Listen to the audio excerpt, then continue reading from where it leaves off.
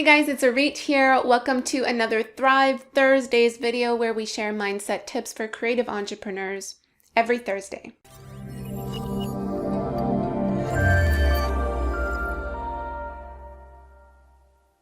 I wanted to create this quick video sharing something with you on the topic of habits.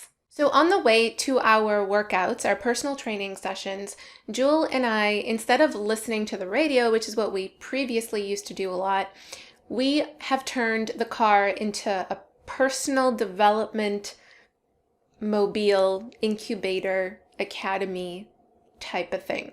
So basically what that means is we've been listening to audiobooks on Audible in the car instead of listening to the radio. Because, we're in the car, we're on our way, might as well put some positive learning and brainwash ourselves with useful information while we're at it, right? So we're listening right now to Atomic Habits, and it's a book by James Clear.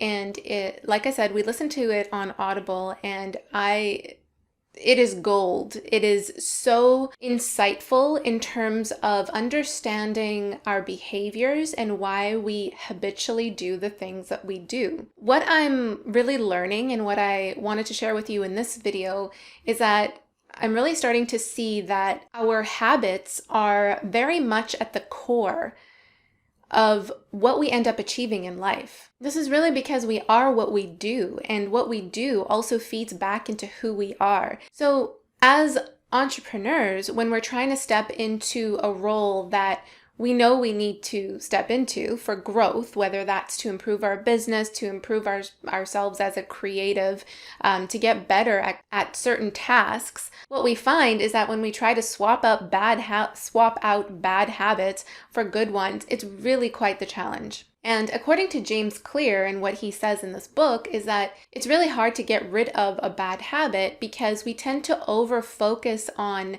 what we need to do. We tend to over-focus on the new action, and we focus on the outcomes rather than focusing on who we want to become.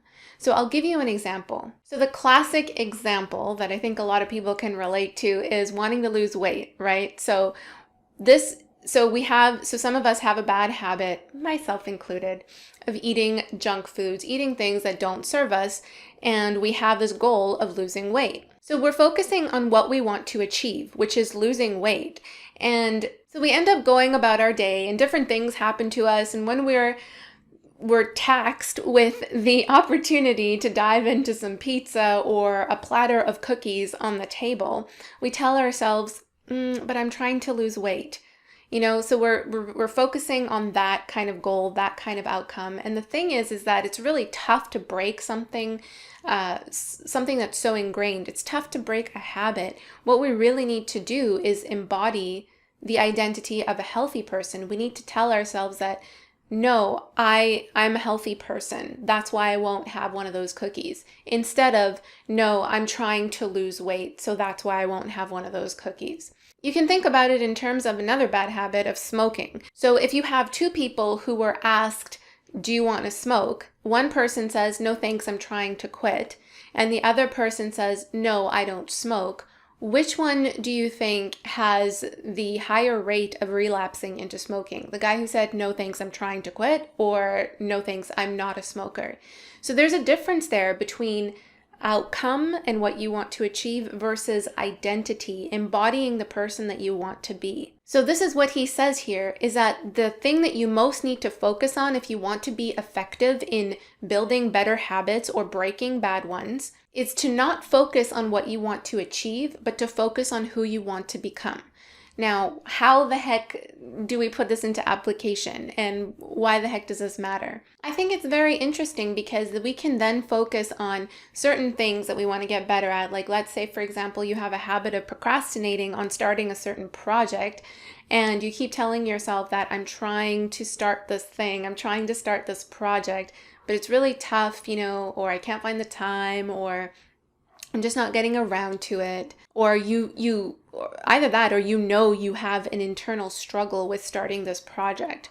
Instead of staring at that goal of trying to start this project and continuously moving the task on your list from day to day to day because it's not getting done, what you can do is ask yourself, well, what would a successful creative entrepreneur do? What would insert your role of who you want to become here do? You could even look to a specific role model, someone that you look up to, and insert their name directly into that. So what would Oprah do? What would Tony Robbins do? You know, what would a successful jewelry maker do? What would a successful YouTuber do? When you start to ask yourself that question, your brain automatically will find the answers and will tell you what that person would do. And so you have that answer already.